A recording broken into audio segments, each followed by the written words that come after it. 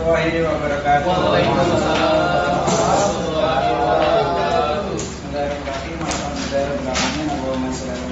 Allahumma salli wa sallim wa barik alaih. Terima kasih kami sampaikan.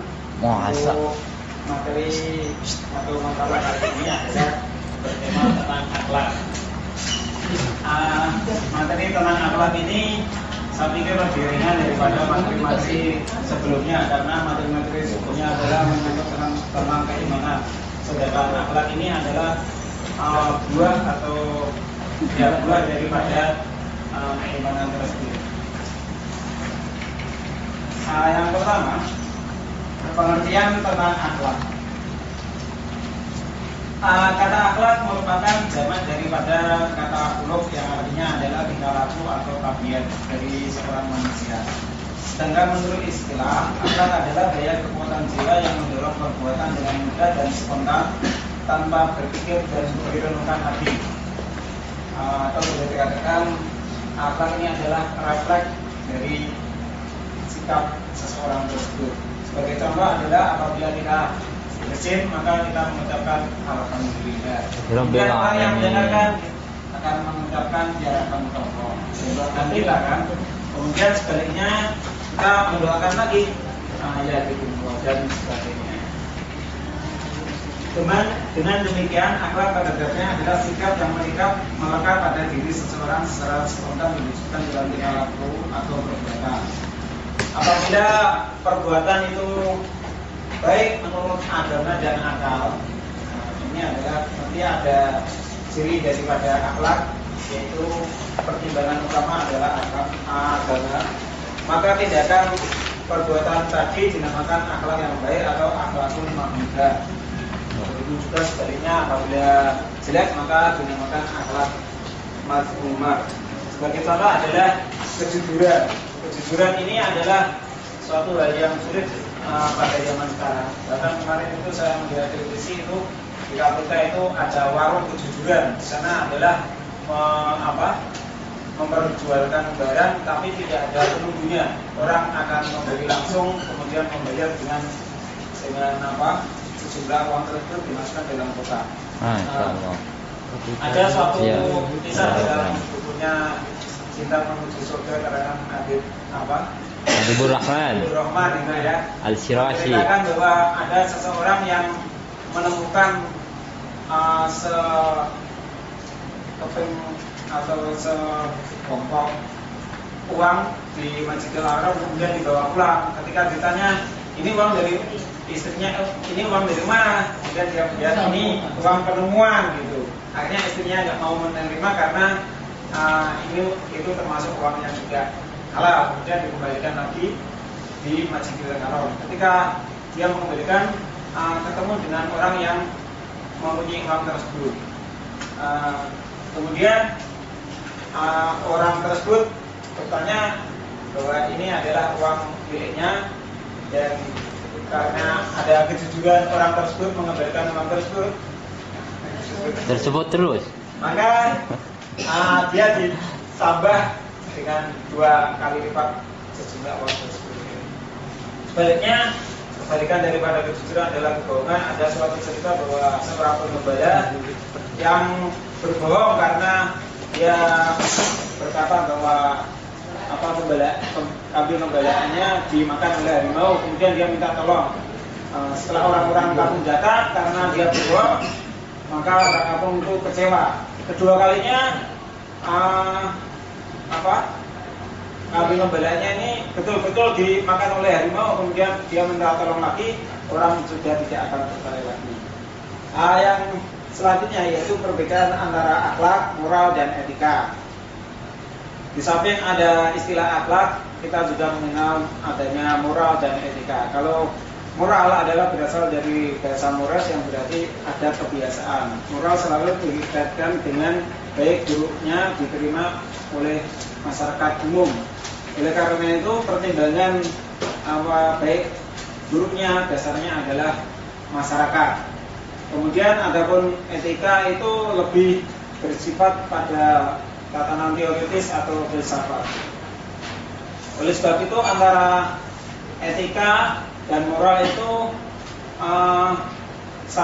sebagai standarnya adalah akal pikiran manusia, sedangkan akhlak itu lebih bertendensi pada masalah agama atau Interupsi. berdasarkan Al-Quran dan As-Sunnah. Interupsi Pak. Bu Loli mungkin meneruskan baca Pak. Ya, sebentar lagi ya. Itu nanti akan saya beri kesempatan. Sebagaimana diutusnya Nabi Muhammad adalah untuk memperbaiki akhlak manusia. Innama bi'istul ikamina maka lima akhlak. Dan akhlak ini dalam agama Islam itu memang terbagi dua, yaitu antara mahmudah sama madmumah atau akhlak yang baik dan akhlak yang jelek.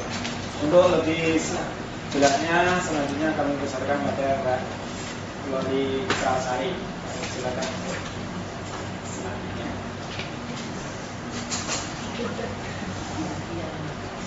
Ya, terima kasih. Ini seharusnya memang dilanjutkan sama Mas Rodi ya untuk menyelesaikan masalah ini. Dan sebenarnya juga saya mendapat pertanyaan. Jadi untuk menambahkan saja mungkin akhlak yang dalam makalah ini yaitu termasuk juga bagaimana kita berakhlak kepada Allah, manusia dan lingkungan. Kalau akhlak kepada Allah, tentu saja kita mungkin sebagai umat Muslim Islam ini beribadah kepada Allah, berzikir kepada Allah, berdoa kepada Allah. Dan yang terakhir ikhtiar dan tawakal. Nah, yang kedua, akhlak kepada manusia itu terdiri dari akhlak kepada diri sendiri, akhlak kepada kedua orang tua, dan akhlak kepada sesama muslim. Dan yang ketiga, akhlak kepada lingkungan itu termasuk bagaimana kita mengelola alam lingkungan kita yang akan mendatangkan manfaat yang dapat diambil manfaat. Mungkin dari situ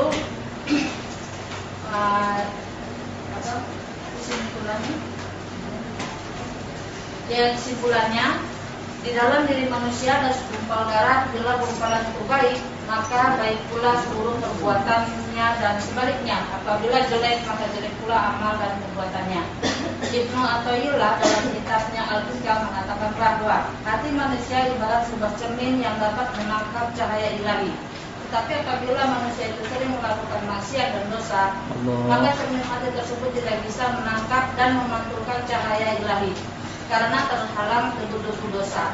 Sebaliknya, apabila amal perbuatan manusia itu baik, maka akan tajam dan cepat dalam menangkap cahaya ilahi. Bahkan Allah akan memberikan sesuatu yang tidak kita ketahui.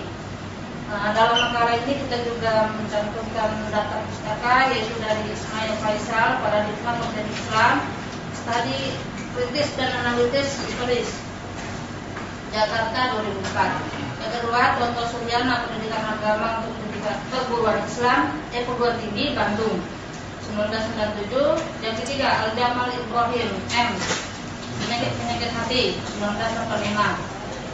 Dan yang terakhir, Ibnu Ahmad Barzak Umar Al-Haqul Halim. Mungkin itu isi makalah dari kami. Mudah-mudahan ada saran mungkin dari teman-teman sekalian, mungkin dari Bapak, kami persilakan. Yuk, silakan yang ingin memperbaiki anaknya.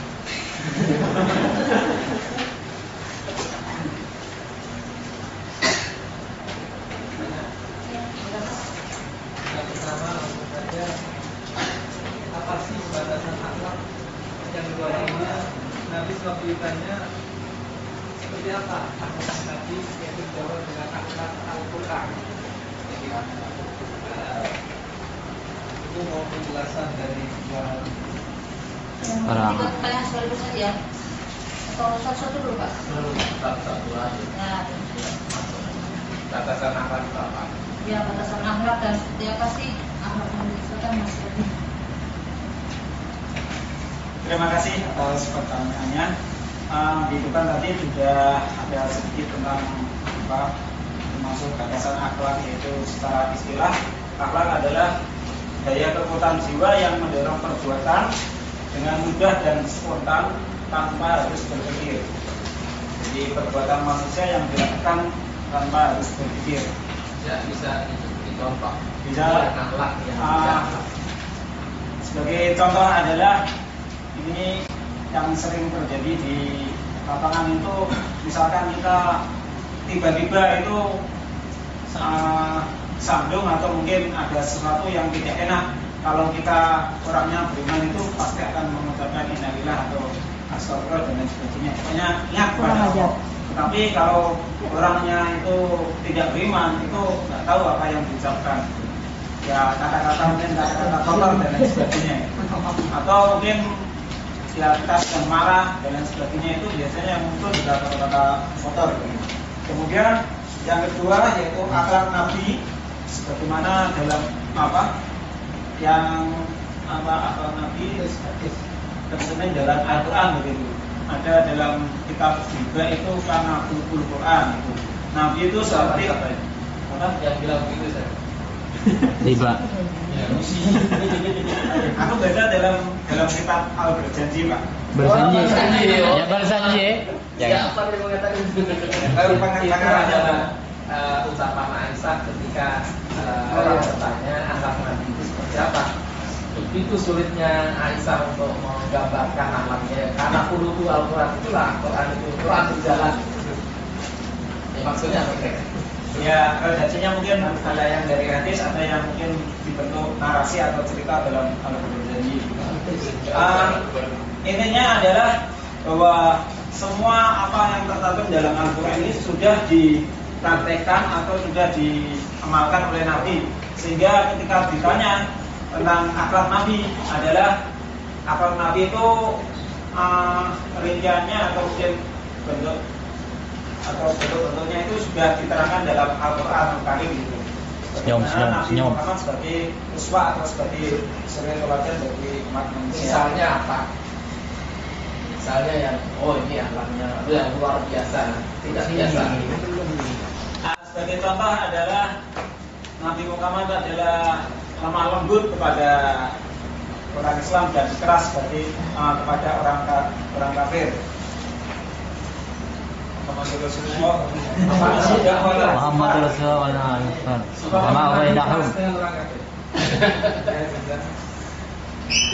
Ingat ketika cerita Nabi masuk ke Taif, kan ada penjaga gunung yang menawarkan jasa ingin membinasakan penduduk Taif. Apa Nabi marah waktu itu? Allah nafti qaumi fa innahum la ya'lamun. Mereka ini orang-orang tidak tahu. Dan Nabi tidak pernah bilang tutuplah orang itu.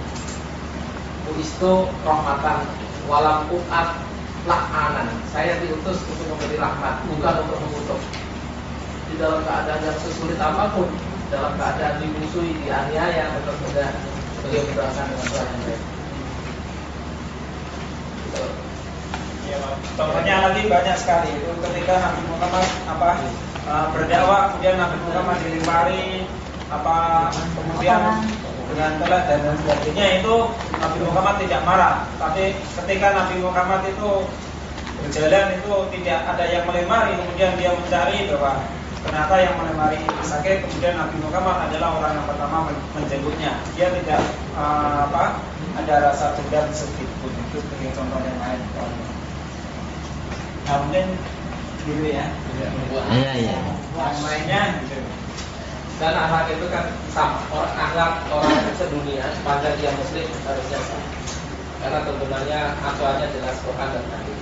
Ya, tapi kalau yang etika, yang moral, yang itu masing-masing suku berbeda. Yang dia mau. Bahkan kalau tradisi saja, misalnya Arab dengan Indonesia sudah sangat berbeda. Tapi itu bukan akhlak. Misalnya orang Arab pegang jenggotnya itu satu penghormatan. Memegang pangkat itu suatu penghinaan luar biasa. Orang Arab akan marah keras kalau dipegang pangkatnya. Karena itu sebagai seolah-olah mengekspresikan, memperlakukan atau mengajarkan seperti apa yang keluar dari pangkat. Kalau Indonesia, misalnya kepada kamu, saya silakan masukkan bukan dorong pangkat. Kan sopan-sopan saja. Arab. Itu etika, itu bukan akhlak. Jadi kalau soal pegang senggol, orang Arab senang dipegang senggol. Coba orang Indonesia pegang dilus-lus senggolnya, apa ya? Dicukur jenggotnya.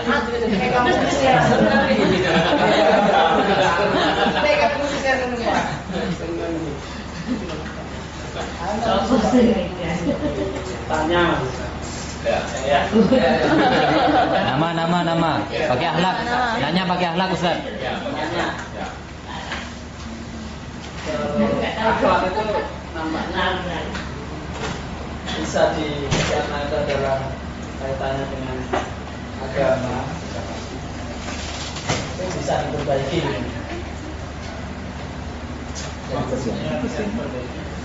Bisa diubah Undangan baru datang. Katanya Rasulullah itu diutus untuk menyempurnakan akhlak. Terus gimana caranya?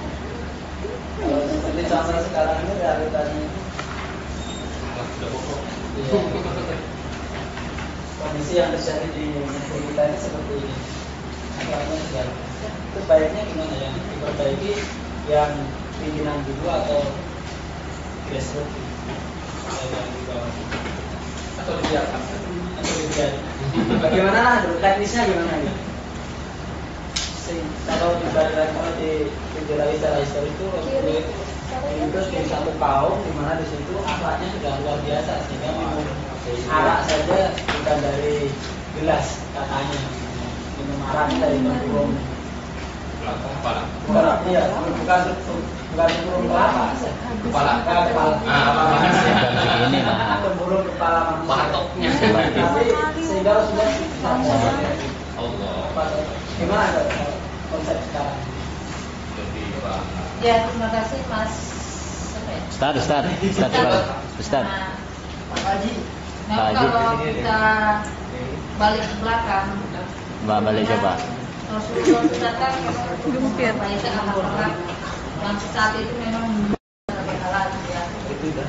Nah, kalau bisa dikaitkan sekarang itu memang ada terus berbagai macam pendidikan akhlak yang baik itu. Saya mengacu pada begini Pak, akhlak mulia. Itu kita akhlak itu bisa diperbaiki. Akhlak itu awal manusia menerima akhlak itu dari belajar. Dari kecil kita memperoleh akhlak dari orang tua kita, menjadikan stimulus pembelajaran. Nah, setelah kita dewasa, kita mencari ilmu. Apa sih akhlak itu? Mana akhlak yang baik, mana yang buruk? Nah itu, yaitu apa? Berbau lah namanya bermasyarakat ya. Jadi itu mencari sumber-sumber akhlak, pengertian akhlak, dan bagaimana menjadi manusia berakhlak. Nah, setelah dia mendapatkan akhlak, kalau misalnya dia betul-betul berakhlak ya, setelah dia mendapatkan suatu kekuatan dari akhlak itu, kekuatan akhlak yang baik, maka itu akan ditularkan kepada teman-temannya. Artinya gini, dari 3 rangkaian itu, dari belajar, lalu mencari ilmu akhlak, lalu menelurkan kepada teman-temannya, itu setidaknya minimal itu siapa yang berdekatan dengan orang yang baik, maka dia akan menjadi orang baik. Siapa yang mendekatkan orang yang agak-agak, saya nggak mau katakan buruk ya. Siapa yang mendekatkan orang yang buruk, maka dia akan tertular menjadi buruk. Subhanallah. Minimal gitu. Jadi intinya memang sangat sulit ya memperbaiki suatu akhlak suatu kaum, itu sangat sulit. Nah, tapi ya itu juga tergantung manusianya. Kalau manusianya ingin berakhlak baik, insya Allah lah. Setiap agama pun mengajarkan agar berakhlak baik. Terima kasih. Saya akan bahwa manusia itu diciptakan dalam keadaan fitrah atau keadaan suci atau bertahan kewajiban atau kewajiban ini adalah boleh dikatakan ini seperti untuk merubah dari akhlak manusia.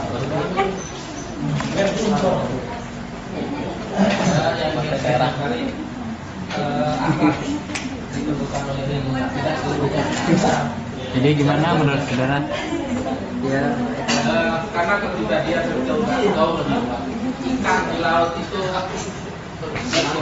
kehidupannya asli. Karena kepribadian ikan itu kuat,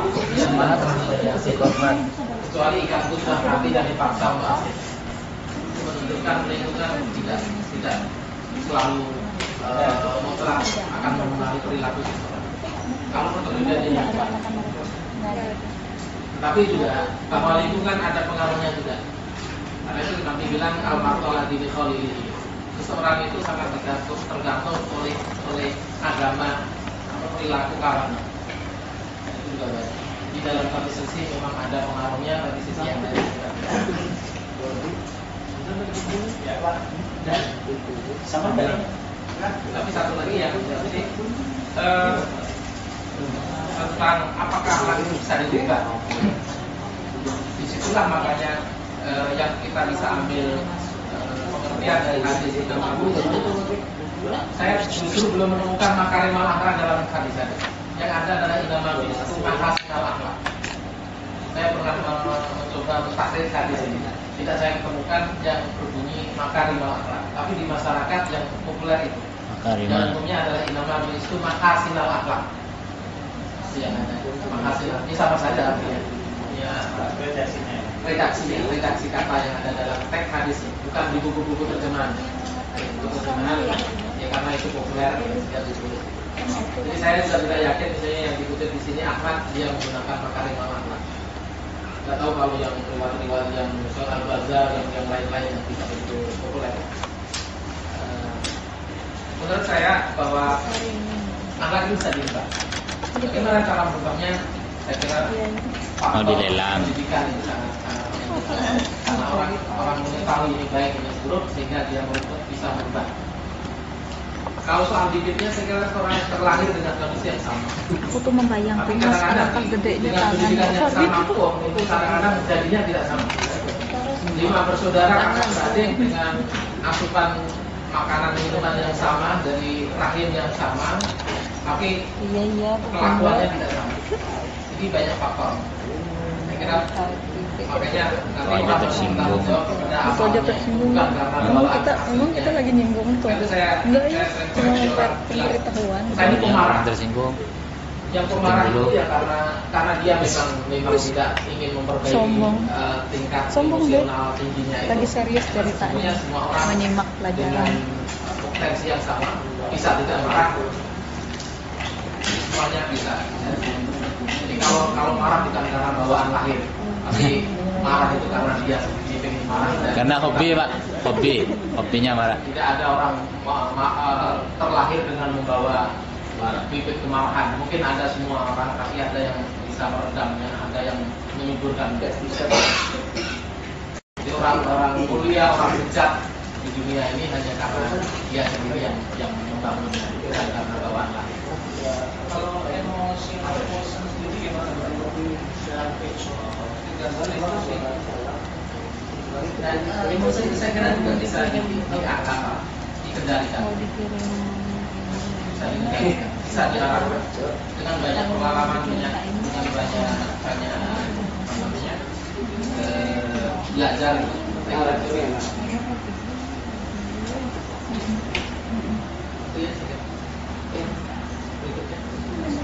Ya, undang-undang dasar.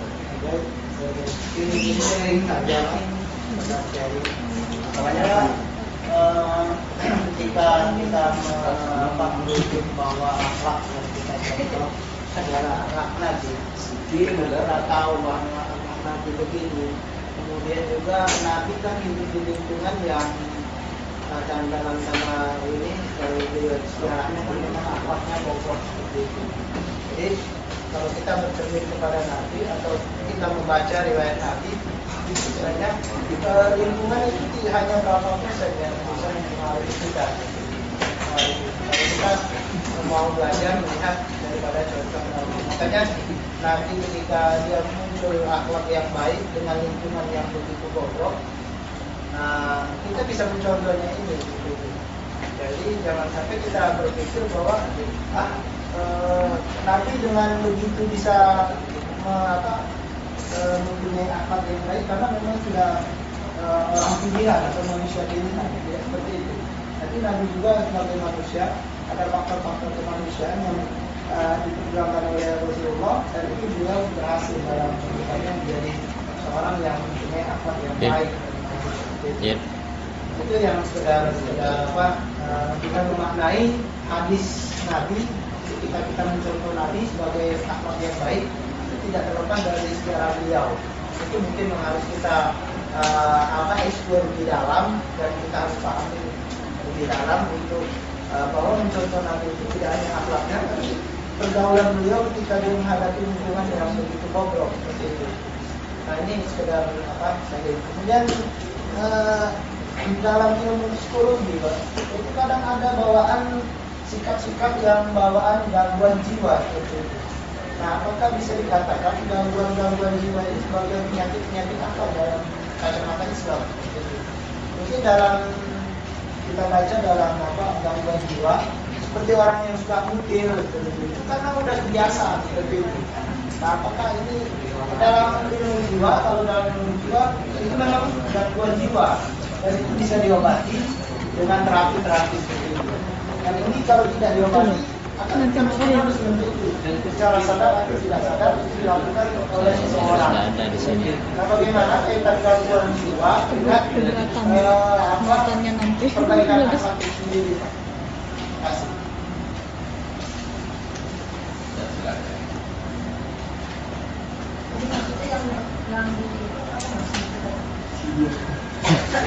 Ulang, pertanyaannya diulang.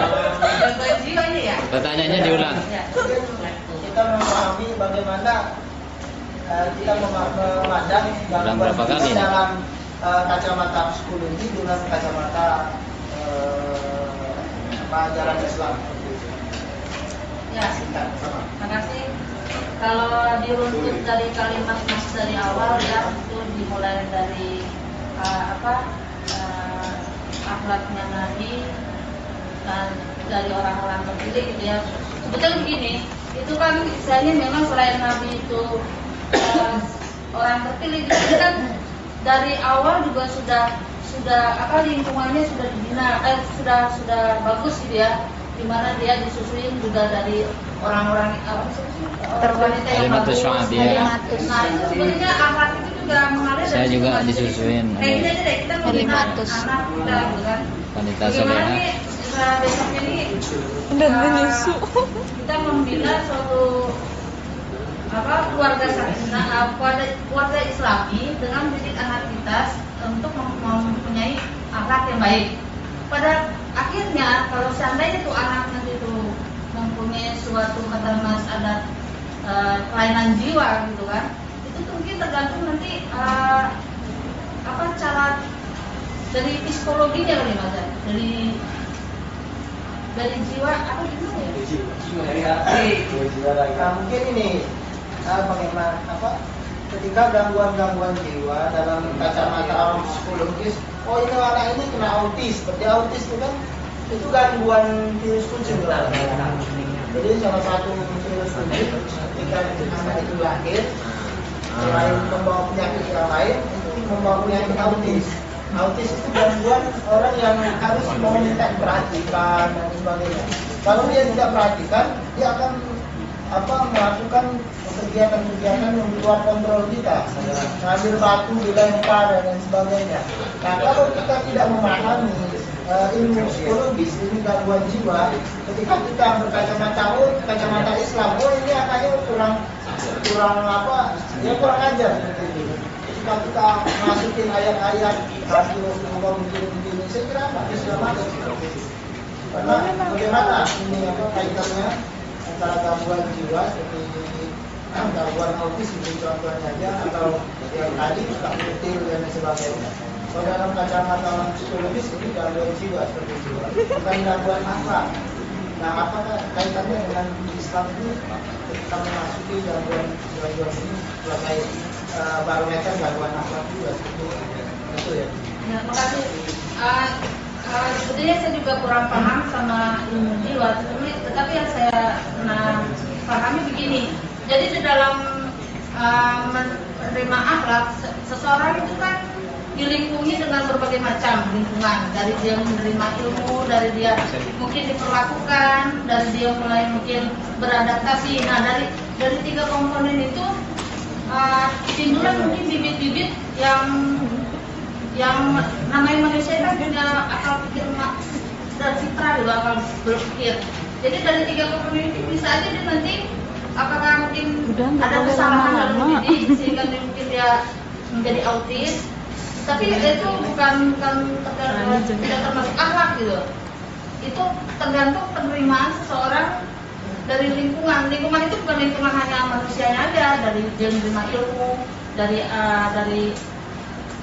dia beradaptasi gitu. Cuman mungkin saya kurang paham Pak, itu apa yang bisa dijadikan Help me. Saya pernah baca psikologi juga bahwa manusia itu hanya membawa sifat warisan dari orang tua ini maksimal 24%. Jadi kalau orang berhasil itu bukan karena warisan sifat yang dibawa, karena maksimal hanya 24%. Jadi selebihnya yang 76% itu adalah karena lingkungan, karena pendidikan dan seterusnya. Kalau yang contohnya adalah orang yang gila, kita lihat dulu gila yang seperti apa. Jadi kalau gilanya itu adalah gila sejak lahir, bahwa Allah itu menciptakan sesuatu itu kan pasti ada sebab-sebab tertentu. Ada qadar takdir, ada batas-batas. Kalau melakukan ini maka akan yang akan terjadi. Pasti secara ilmu biologi, jika seseorang itu lahir dengan kondisi cacat itu ada kesalahan dari pihak orang tua. Mungkin tidak kesalahan dari sisi perilaku, tapi mungkin ada kesalahan Pembuatan, Pak. dan seterusnya. Pembuatannya, teknisnya. Bukan soal teknis saya kira aja, soal substansi dari bahan itu. Dan di dalam Quran sendiri itu ada gambar mukallaqah wa ghairu mukallaqah. Artinya ada yang sempurna ciptaannya, ada yang tidak. Sehingga itu ya ujian. Mungkin ada yang terlahir dengan kondisi anak itu membawa bibir yang cerdas, ada yang tidak. Ada yang membawa bibir akan menjadi autis, ada yang enggak. Dan itu semuanya adalah kalau menurut pemahaman kita mestinya ini dianggap sebagai cobaan, dan itu sunatullah. Jadi kalau yang persoalannya ini, kalau yang gilanya itu gila karena menghadapi problem, dengan saya ini hanya dari sisi manusianya yang salah. Jadi ibaratnya manusia itu diciptakan dari bahan yang sama, berkualitas tinggi. Katakan kalau sebuah pisau itu, kita ini pisau yang sama, bahannya sama, tapi yang satu sering diasah dan rajin mengasahnya, maka ketika digunakan siap pakai selalu. Tapi sama-sama pisau dengan bahan yang sama, karena ini kumpul nggak pernah dipakai, diganggukan dada. Sebenarnya manusia juga punya otak yang sama, terlahir sama. Tapi kenapa ini menjadi pinter, ini menjadi bodoh? Karena orang itu tidak mau mengasahnya, tidak menggunakannya. Padahal bahannya sama. Karena pandainya orang mengasah. Kadang di sama-sama kita ini menghadapi persoalan yang sama, belum tentu sikap kita sama. Karena itu ibarat pisau tadi, ketajaman itu sangat ditentukan oleh bagaimana kita mengasahnya. Katakan misalnya ini yang orang nggak pernah mendapatkan uang 100 ribu ukurnya luar biasa besar. Tapi bagi orang yang biasanya menerima 1 juta, 100 ribu tidak ada artinya apa. Allah. Ada misalnya orang yang cukup hatinya sudah cukup terasa. Ketika anaknya meninggal, ulama dulu banyak cerita. Anaknya meninggal, kalimat yang pertama diucapkan alhamdulillah. Tapi orang yang sama, anaknya meninggal, pengen ikut meninggal. Padahal kasusnya sama. Kenapa ada yang begitu ketampak ini begitu rapuh? Dan yang rapuh ini anak yang kemudian gila. Dia tidak mampu karena senjatanya itu tidak pernah diasah. Jika menerima beban yang sesungguhnya ringan itu dianggap sangat luar biasa beratnya, sehingga dia ibarat ini akhirnya ya Pak. Tumpul, Pak. Kesalahan dia. Gak pernah diasah tumpul. Gak pernah diasah. Tumpul. Jadi bagaimana orang itu pandai-pandai mengasah potensi yang sama ini insya Allah akan tajam. Amin. Berarti Pak, kalau sama ilmu psikologi yang kata Mas Syamsul bilang dengan akhlak itu gimana? Itu kaitannya nanti dengan tadi itu kan ada mukallafah wal mukallafah itu. Nanti kaitannya dengan bahwa Tuhan itu menciptakan ciptaannya di dunia ini ada dengan berbagai kondisi. Nah, kemudian diturunkan aturan-aturan kalau ini mukallaf, ini tidak mukallaf. Kalau autis ini ya tergantung tingkat autisnya. Kalau bisa cukup berat, dia tidak bisa menyadari apa yang dia lakukan, sudah bebas dan itu tidak termasuk akhlak. Akhlak itu yang disadari.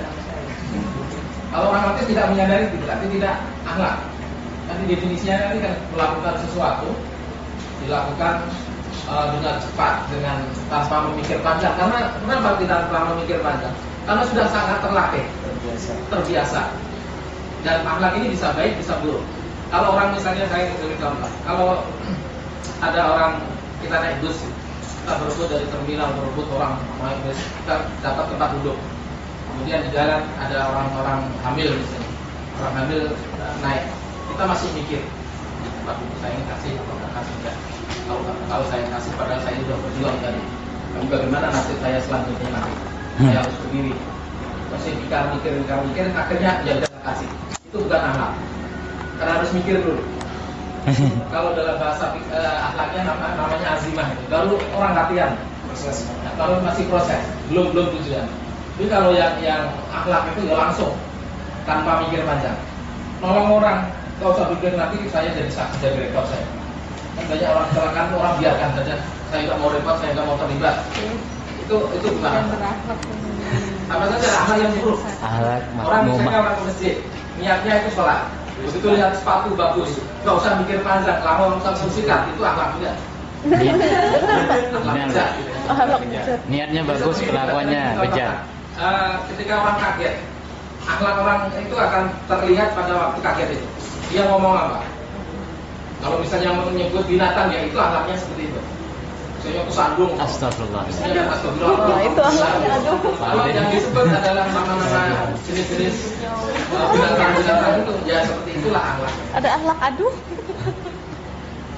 Ya, jadi mungkin akhlak itu adalah bawaan dari diri manusia, sementara mungkin psikologi adalah ilmu Berarti Mbak Madi mempelajari akhlak.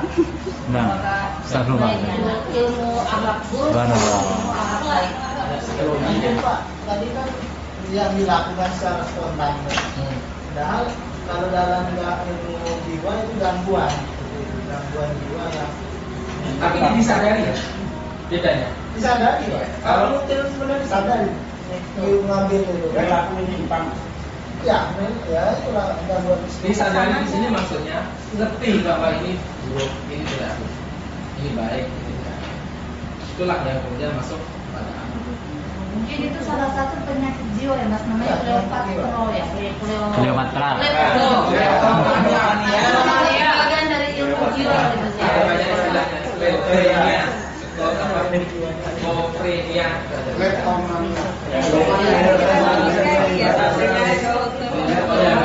karena di dalam bahasa agama itu biasanya hanya majnun atau sufaha, supaya kurang Kalau akal. masih original nggak ikut sih. Itu yang Ya intinya second. kalau dia disadari, dia menyadari maka itu akhlak dan itu yang bisa dirubah. Tapi kalau dia tidak menyadari, Ngomong second apa bukan akhlak yang sulit dirubah. itu berarti masuk psikologi gitu. Berarti dia sakit kan? Gitu. Iya, Rumah sakit. Tapi sebenarnya sakit itu kan yang Sakit jiwa.